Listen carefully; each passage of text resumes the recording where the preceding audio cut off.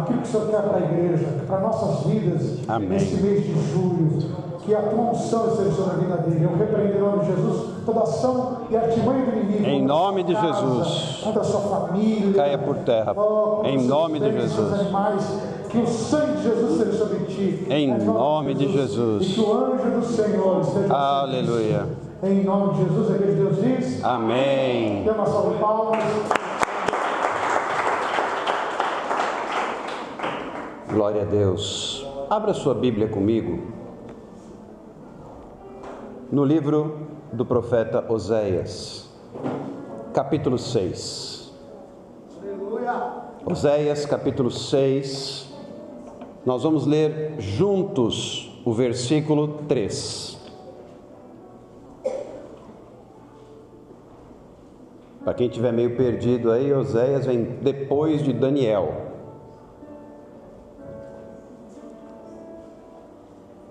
Eu estou na Nova Almeida Atualizada, que diz assim: conheçamos e prossigamos em conhecer o Senhor. Como o amanhecer, a sua vinda é certa. Ele descerá sobre nós como a chuva fora de época, que rega a terra. Feche seus olhos. Pai, a tua vinda é certa, como está escrito. Que ela venha, Senhor Jesus, sobre nós nesta noite, como a chuva fora de época. Nós vivemos num tempo, Senhor, em que o mundo jaz no maligno e que existe escassez, existe aridez, existe um deserto lá fora. Mas para a tua igreja, a promessa é de chuva fora de época. Aleluia! Que vem regar a terra. Que assim seja a sua palavra sobre nós nessa noite. Que ela venha regar a terra. E assim produza fruto. Em nome de Jesus. Amém. Amém e amém. Pode se assentar. Eu não sei quanto a vocês, mas eu sou grato ao Senhor, porque até aqui o Senhor nos ajudou. Existem muitas aflições, existem muitas provas, existem muitas crises, existem muitos vales e muitos desertos. Existem muitas aflições. A Bíblia diz que muitas são as aflições do justo, mas o Senhor de todas o livra. E diz mais Jesus quando ele fala que no mundo nós passaríamos por aflições. Ele começa dizendo: essas coisas eu vos tenho dito para que tenhais paz em mim. No mundo passais por aflições, mas tende bom ânimo, pois eu venci, disse Jesus. Aleluia! Queridos, eu quero nesta noite, através da palavra do Senhor, te animar. Porque o que nós temos visto, pastores e Igreja Casa do Pai, é que nós vivemos num tempo de profundo desânimo. Você já percebeu que basta examinarmos os noticiários que nós só nos deparamos com crises? Vocês estão a par da crise econômica?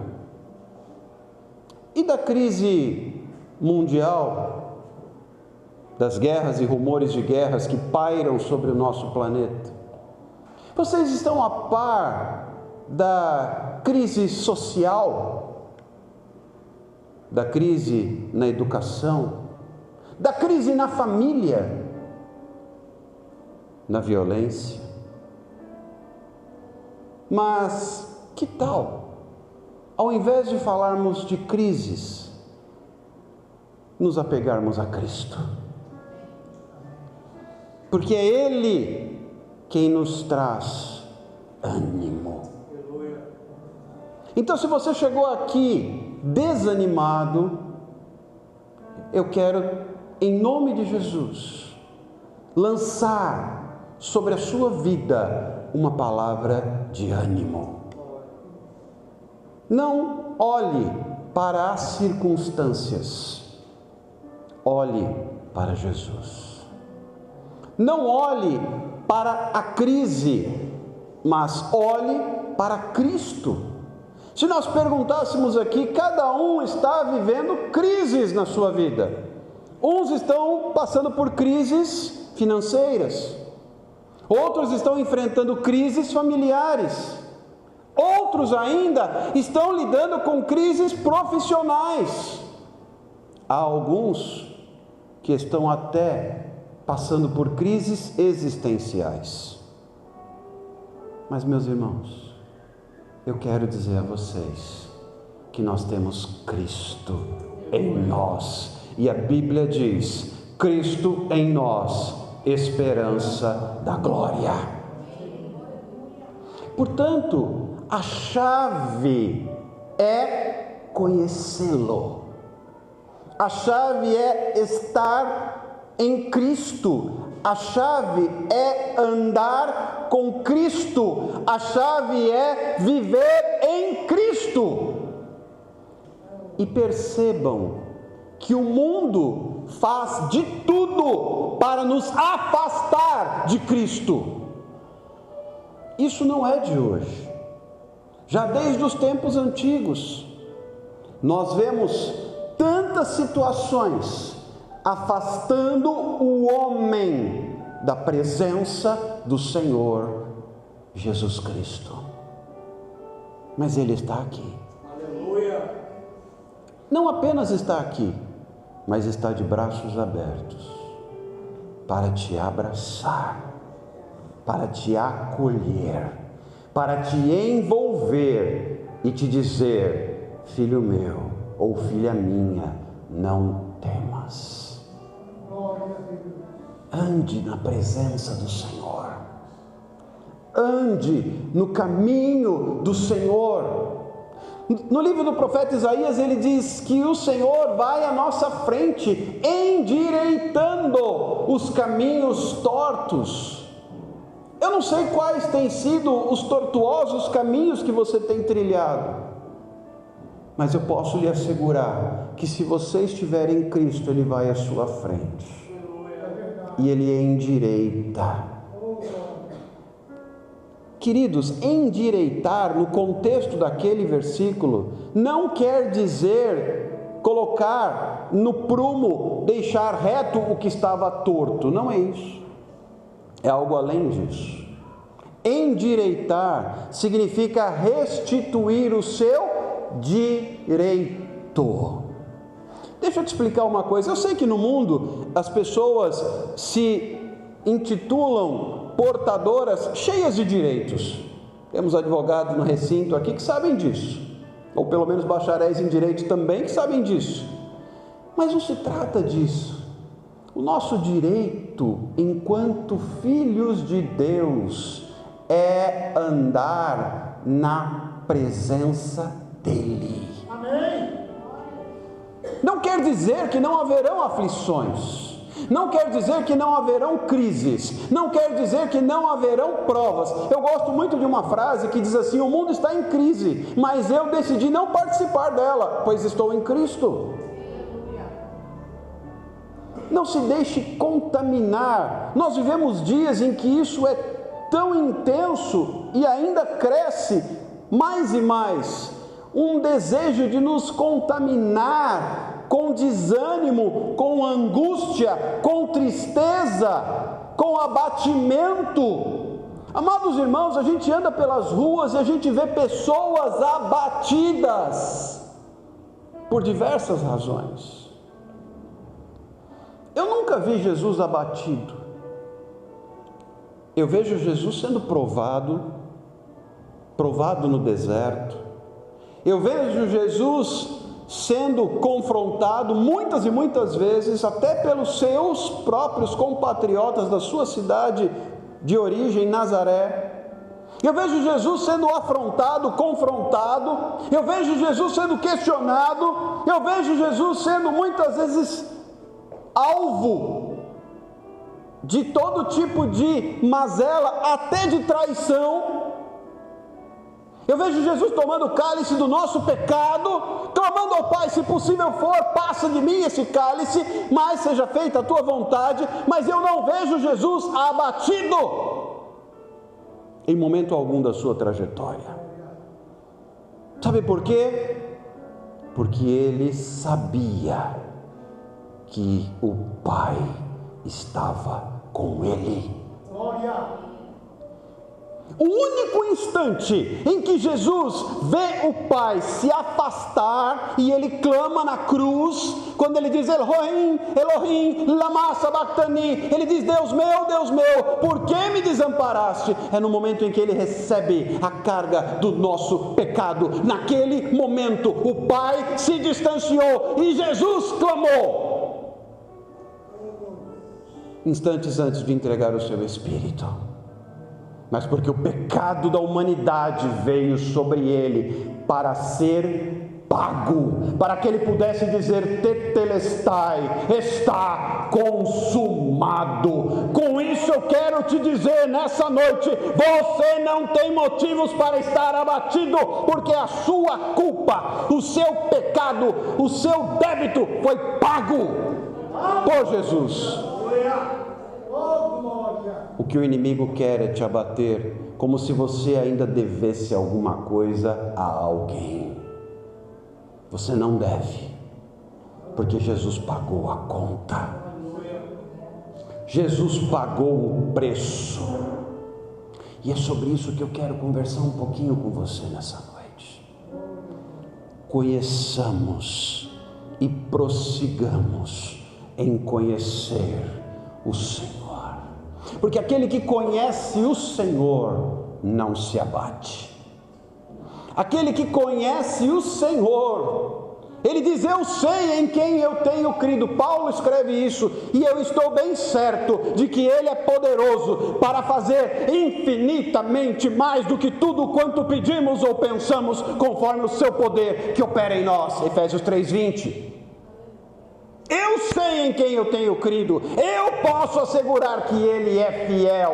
E o próprio Paulo escreve aos Coríntios dizendo que nem olhos viram, nem ouvidos ouviram, nem jamais subiu ao coração humano o que Deus tem preparado para aqueles que o amam. Eu quero dizer para você, porque está escrito: nem olhos viram, nem ouvidos ouviram, nem sequer chegou ao coração do homem o que o Senhor preparou para a sua vida e para a igreja, a casa do Pai, nesta cidade, e especialmente, como já foi liberada a palavra profética neste mês de julho. Aleluia!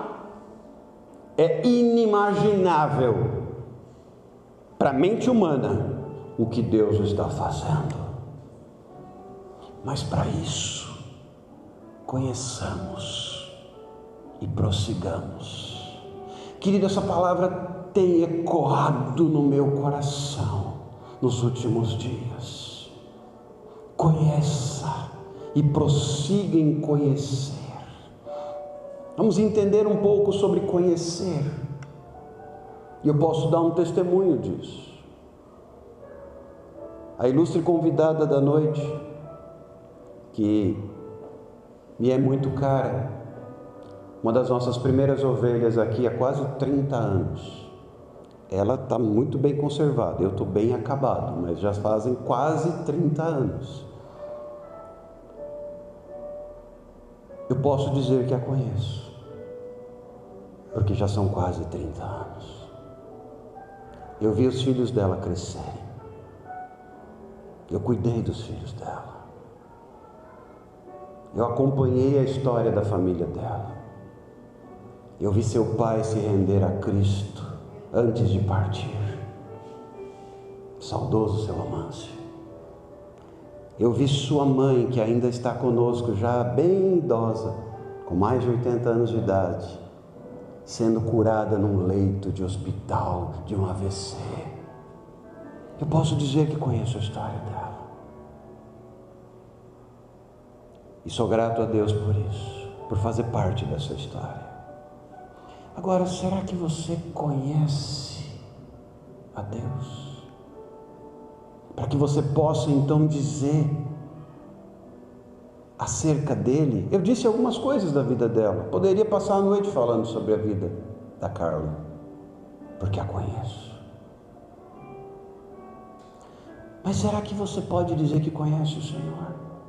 Se alguém te perguntar a respeito dele, o que você pode dizer? Você já reparou que muitas pessoas emudecem quando são arguidas, quando são perguntadas acerca de seu Senhor Jesus? Porque não o conhecem. Deixa eu lembrar você de uma coisa que talvez você muitas vezes não pare para pensar. O Senhor Jesus é uma pessoa. Portanto, você pode se relacionar com Ele. Você pode conversar com Ele. Você pode chorar com Ele. Você pode se alegrar com Ele. Você pode contar o que está te afligindo para Ele. Você pode desabafar com Ele. Você pode perguntar as coisas que você não sabe para Ele. Ah, mas pastor Alexandre, onde você está tirando isso? Está escrito, clama a mim e responder-te-ei. E anunciar-te-ei coisas grandes e ocultas que não sabes. Também está escrito, buscar-me-eis e me achareis, quando me buscares de todo o coração. Serei achado de vós, diz o Senhor, e farei mudar a vossa sorte. O Senhor, diferente do que muitos pensam, tem crente, pastores, que acham que Deus é especialista em brincar de esconde-esconde. Isso não é verdade. Ele quer ser encontrado. Basta você procurá-lo. Conheçamos e prossigamos em conhecer. Escute o que eu vou lhe dizer. No livro de Jó, capítulo 1, versículo 8, o Senhor diz para Satanás: de onde vens? De andar pela terra, de cirandar a terra. E Deus fala para Satanás: viste o meu servo Jó? Homem reto, íntegro e temente a Deus. Deus tinha o currículo de Jó nas mãos. E ele fala para Satanás sobre Jó. Queridos, você sabia que Deus tem o seu currículo nas mãos dele? Ele sabe tudo sobre você. Ele conhece as suas virtudes, as suas melhores qualidades, mas ele também conhece as suas fraquezas e as suas mais feias debilidades. E apesar de conhecer tudo isso, ele te ama. Mas Deus dá testemunho de Jó. Deus fala sobre Jó. E o que Jó pôde aprender com o processo do livro de Jó? Que são 42 capítulos que eu incentivo você a ler. Lá no capítulo 42, no versículo 5, ele diz: Senhor, antes eu te conhecia só de ouvir. Sabe, querido, será que você chegou aqui nessa noite dizendo que conhece o Senhor de ouvir? Mas Jó continua dizendo: agora os meus olhos, eu te conheço, Senhor. Agora não é só mais o Senhor que me conhece. Só que para passar por tudo isso, Jó precisou viver um processo. Perder os filhos, perder os bens, perder a saúde, ser confrontado pelos amigos. Todo o livro, os 42 capítulos do livro de Jó contam essa história. Só que o livro começa com Deus falando sobre Jó. Homem reto, íntegro e temente a Deus, glória a Deus. Mas um homem que só conhecia de Talvez você chegue aqui hoje e diga: Alexander, eu ando no caminho do Senhor de maneira reta, íntegra, eu temo o Senhor, eu sigo os seus preceitos. Isso não é suficiente. Talvez você conheça só de ouvir. Só que o Senhor quer te levar a um nível mais profundo de relacionamento com Ele. Para você ensinar a cada momento quem Ele é. Para você poder dizer: Senhor, há um tempinho atrás eu te conhecia só de ouvir. Eu achava que te conhecia. Deixa eu te explicar uma coisa. Quantos aqui são casados? Me ajudem. Amém. Nossa, como os casados aqui estão desanimados, pastores. Eu não. Não valeu. Apaga, volta a fita. Nossa, volta a fita. Me entreguei a minha idade. Meu Deus, sou velho. Vamos tentar de novo. Quantos aqui são casados? Casado só pega no tranco, né? Que coisa. Eu posso afirmar que conheço minha esposa, mas não muito, porque eu prossigo conhecendo-a. Casamento é isso. Eu conheço e continuo conhecendo.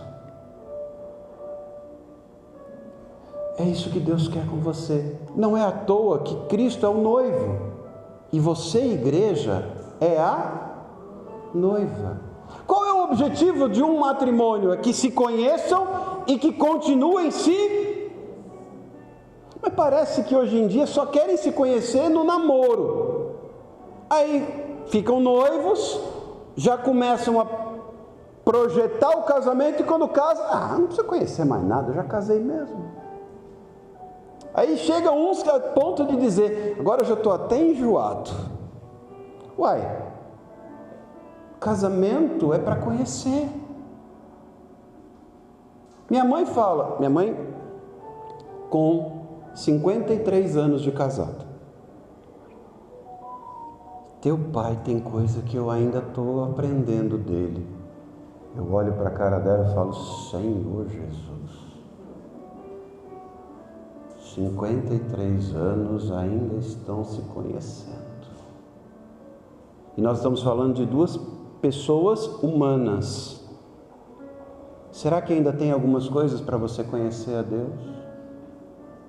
Eu ando no caminho do Senhor há mais de 50 anos e eu estou começando a conhecer. E eu quero te dizer, ainda há muito o que conhecer. Será que você está interessado em conhecer o Senhor? Deixa eu te explicar uma coisa sobre conhecer. Lá no livro de Gênesis, no capítulo 4, diz que Adão conheceu Eva e gerou Caim. Uma das traduções fala em conhecer, né? Outras falam em se relacionou, teve relações sexuais. Mas há uma tradução que fala em conhecer. Ou seja, para frutificar tem que... Aí a gente aplica a ideia do casamento.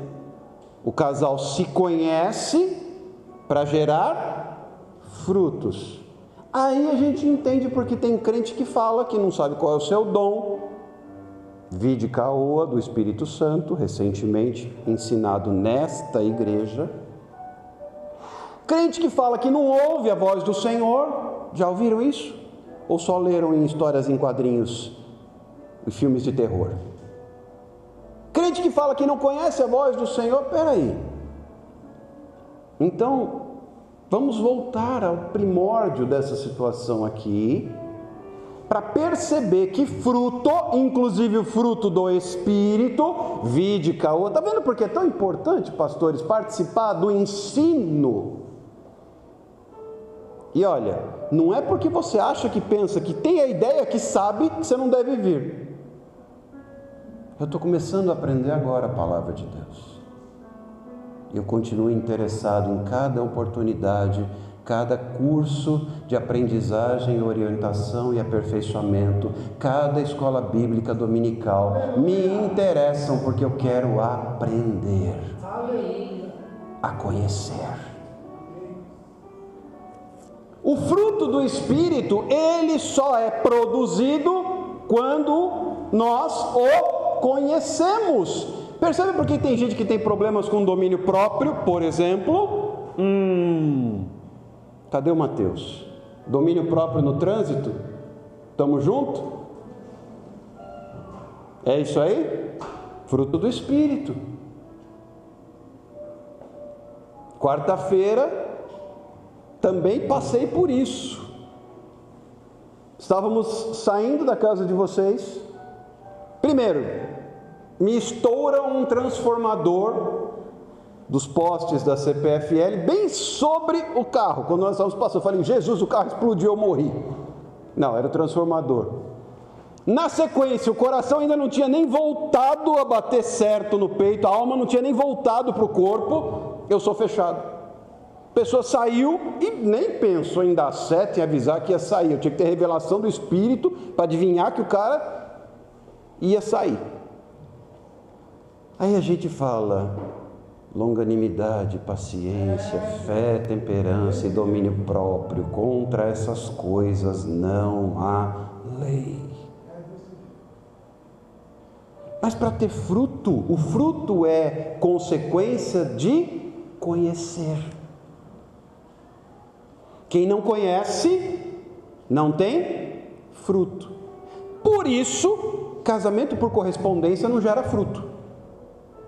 Já viram casamento por correspondência via redes sociais? Relacionamento online, videochamada, não gera fruto. Pode gerar outras coisas, dor de cabeça inclusive, mas fruto não. Então por que muitas vezes a gente encontra crentes que tem um tempão, que estão na igreja, que frutos eles têm produzido? Aí você fala: não tem produzido. Mas por quê? Porque não conhecem.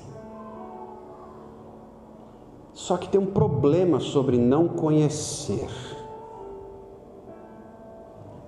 Quem não conhece não tem parte com ele. Mateus capítulo 7, versículo 23, diz assim: então lhes direi claramente: eu nunca conheci vocês, afastem-se de mim, vocês que praticam o mal. Só entra no reino dos céus quem o conhece, porque ele se dá a conhecer. Mas se você não o conhecer e não se der a conhecer, você não tem parte com ele.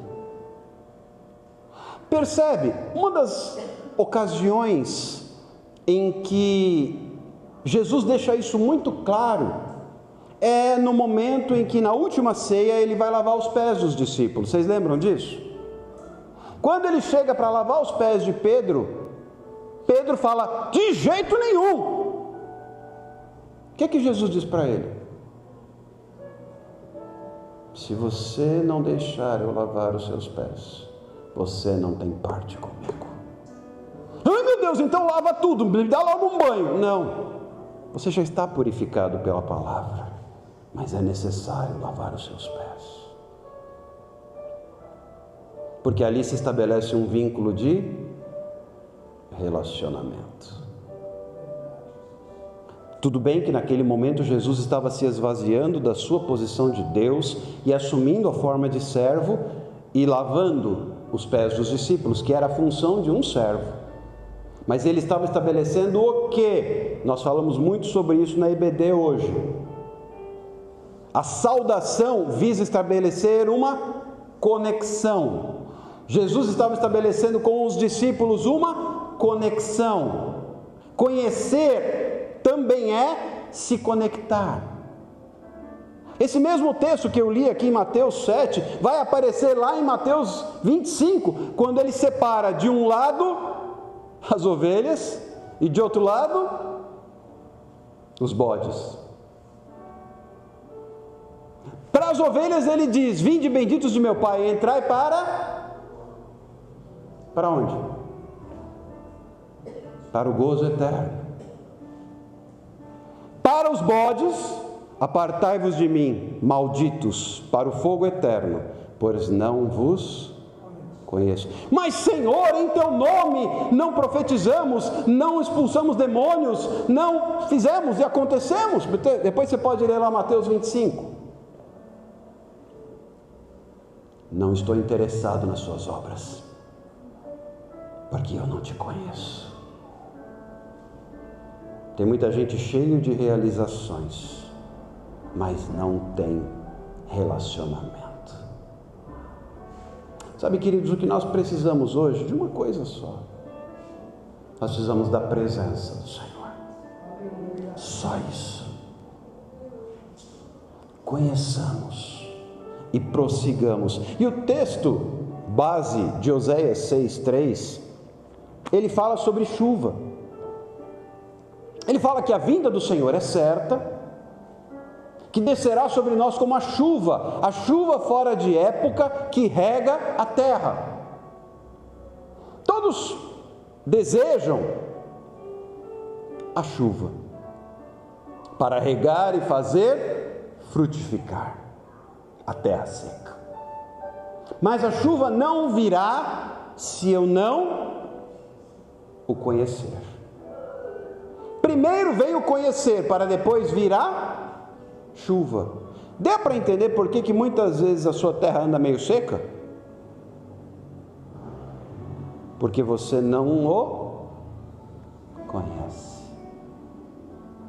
Para nós é um desafio conhecer a Deus, por uma razão: nós somos carne e Ele é Espírito.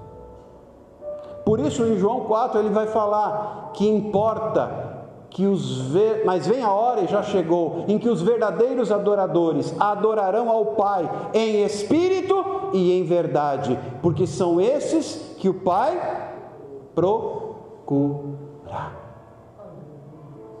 O Pai está procurando verdadeiros adoradores, os adoradores que o adorem em espírito, e aqueles que o adoram em espírito são aqueles que o conhecem, porque Ele é Espírito.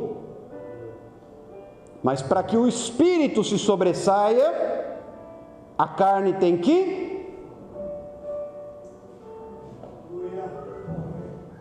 Estão com medo da palavra porque ela é pesada? Morrer. Não é assim que nós demonstramos a nossa fé no batismo? Aliás, eu glorifico a Deus, amanhã completo 40 anos que eu me batizei nas águas. Passa o tempo, né? 40 anos de batizado. E estou aqui, aprendendo e conhecendo.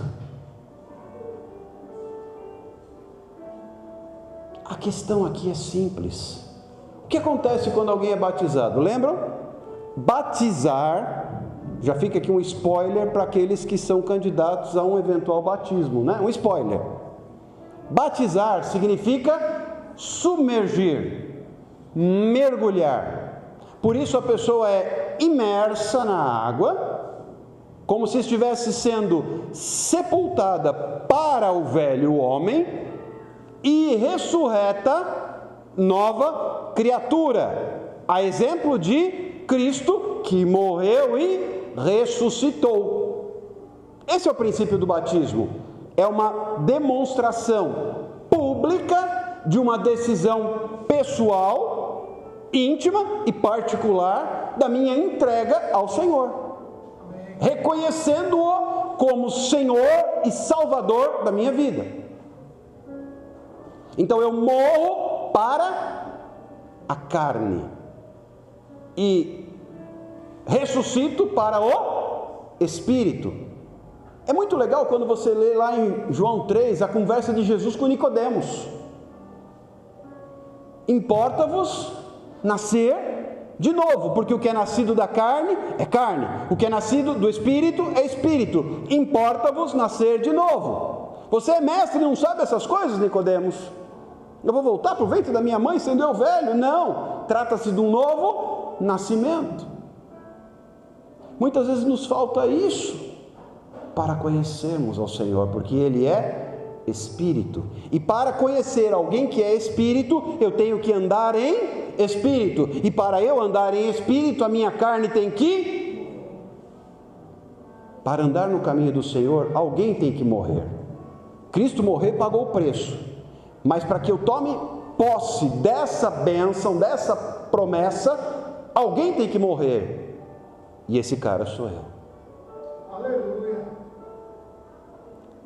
Há uma frase muito conhecida que diz: eu achei que o velho homem tinha morrido no batismo, mas eu descobri que ele sabia nadar.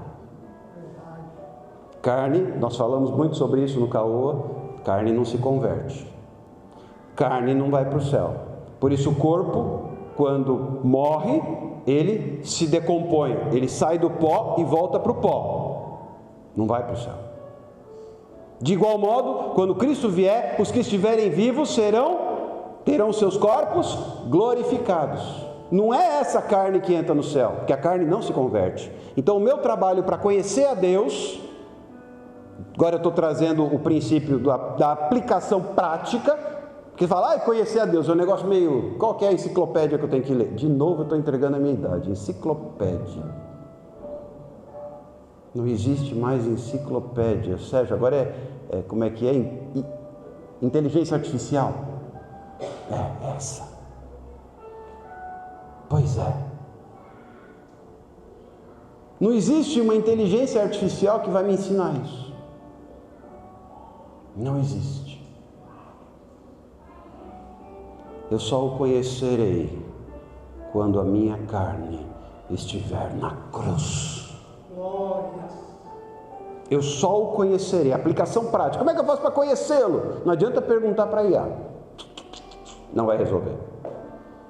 Para conhecê-lo, a minha carne tem que ir para a cruz. Aleluia. Não tem outro jeito. Glória. E me surpreende as pregações dos púlpitos de hoje que não falam mais de cruz. Só para você entender, o texto aqui, eu poderia falar bastante sobre o livro de Oséias, que é um livro muito bacana. Fala de um povo infiel, de um povo rebelde, mas o capítulo 6 especificamente, ele fala de arrependimento fingido. Sabia disso? E no meio desse contexto é que Oséias fala assim: conheçamos e prossigamos em conhecer. Não tenha um arrependimento fingido. O que é arrependimento? Grego, metanoia. O que é isso? Mudança de atitude. Não dá para conhecer a Deus sem mudar de atitude. Tem gente querendo conhecer a Deus, praticando as mesmas coisas que praticava antes. Vai dar certo? O que vocês acham? Mas a pergunta é: você deseja conhecer a Deus? Sim ou não? É uma escolha. Você acha que você conhece a Deus? Não precisa responder para mim, você não me deve satisfações. Responda para você mesmo. Você acha que você conhece a Deus? Honesta e francamente.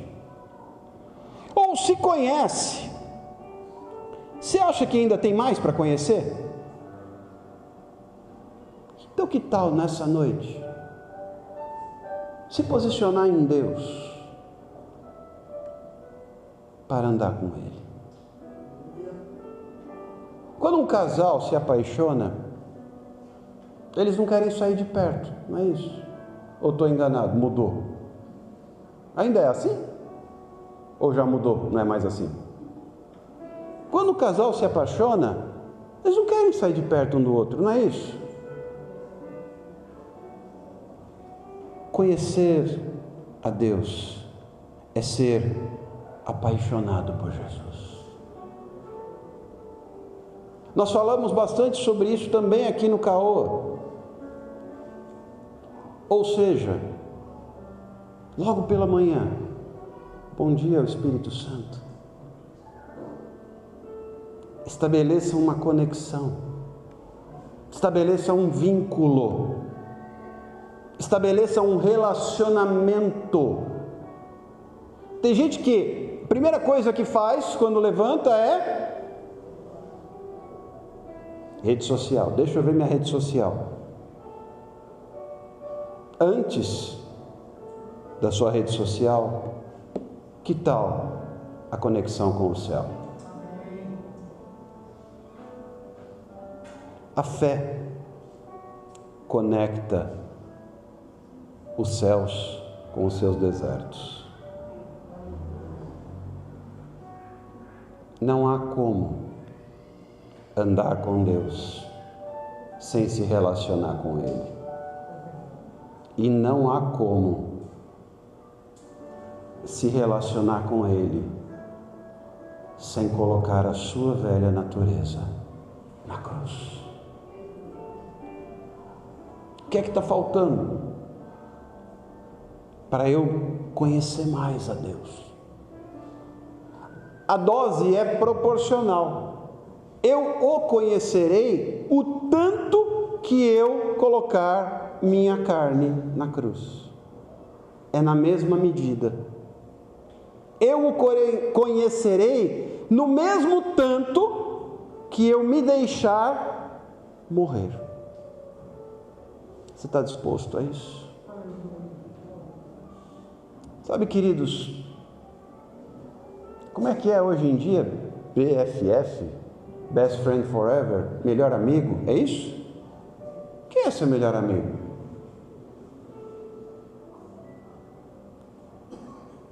O Senhor deseja ser o seu melhor amigo.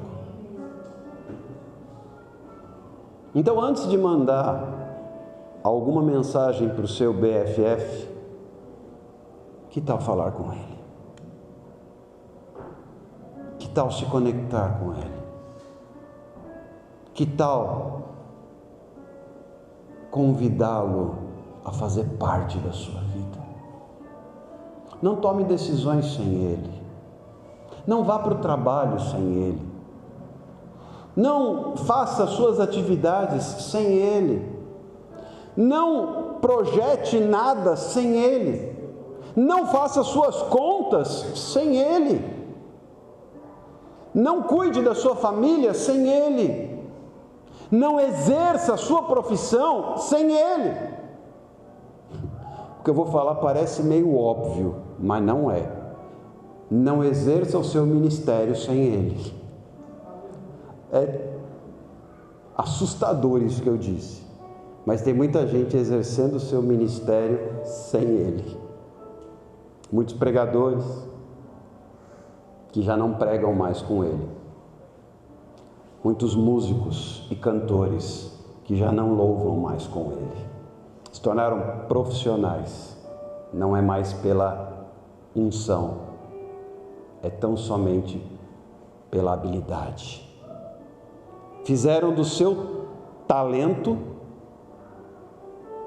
o seu sustento. Ou, como gosto de dizer, transformaram suas pedras em pães. Queridos, para finalizar, essa palavra tem ardido em meu coração, como eu disse, há alguns dias.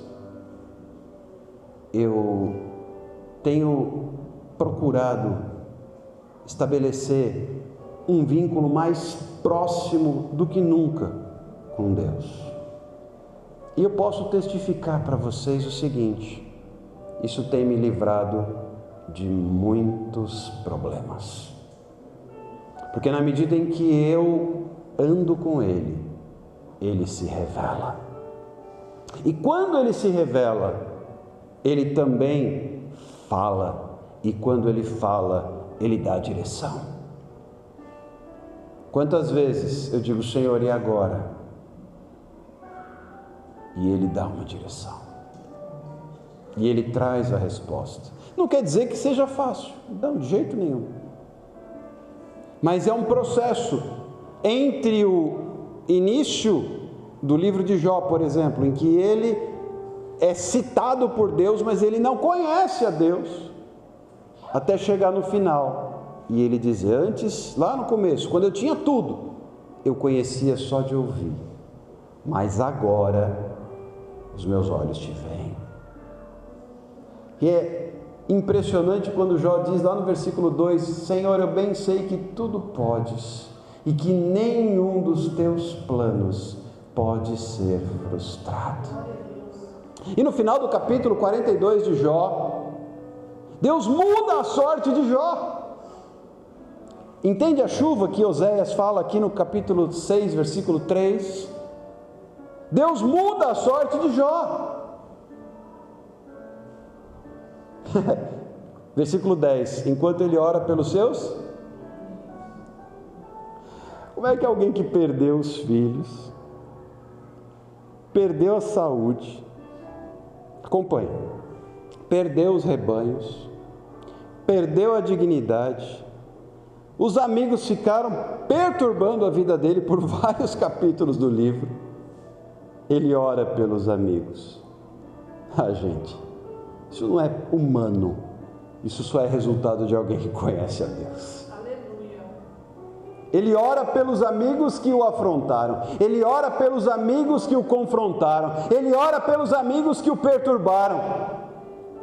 E quando ele faz isso, Deus muda a sua sorte e restitui a Jó tudo quanto antes ele possuía em dobro. Dá a Jó outros 10 filhos, 7 homens e 3 mulheres. E a Bíblia fala que as 3 filhas de Jó eram as mulheres mais lindas do Oriente. E diz que Jó viveu e morreu farto de anos e viu até a 4ª geração dos seus filhos. Um homem que perdeu tudo, viu a 4ª geração dos seus filhos. Percebe o que acontece quando você conhece a Deus? Se ainda não deu certo, o que falta é conhecê-lo. Se nós não conseguimos ainda, é porque nós não o conhecemos o suficiente. E eu quero finalizar com este desafio. Você quer conhecê-lo? Ele está disposto e quer se dar a conhecer. A questão é, você quer conhecê-lo? Tem um preço. Conhecer a Deus tem um preço. É andar em espírito. Porque carne não se dá com espírito. E Deus é espírito. Então, para conhecê-lo, eu tenho que andar no Espírito. Veja que Deus tem trabalhado conosco ao longo deste ano. Primeiro aprendemos sobre batalha espiritual, para saber o que é que tem que sair da nossa vida. Depois sobre o Espírito Santo, para saber o que é que tem que entrar na nossa vida. E andar no Espírito é que nos levará a conhecê-lo. E conhecê-lo fará com que se cumpra a promessa na nossa vida. Tem promessa de Deus na sua vida? Sim ou não? Que sim, michuruco. Mais ou menos sim, mas não muito, sim, mas eu já não acredito mais, é mais ou menos isso? Vamos tentar de novo. Tem promessa de Deus na sua vida? Tem promessa de Deus para a igreja Casa do Pai? Ou você acha que a promessa é só assim, cada vez que o telhado for levado nós vamos reconstruir? É isso? É só essa a promessa? Ou tem promessas que vão além, muito mais além, infinitamente mais do que tudo quanto nós pedimos ou pensamos? Mas para que essas promessas se cumpram, nós, enquanto igreja, precisamos conhecê-lo.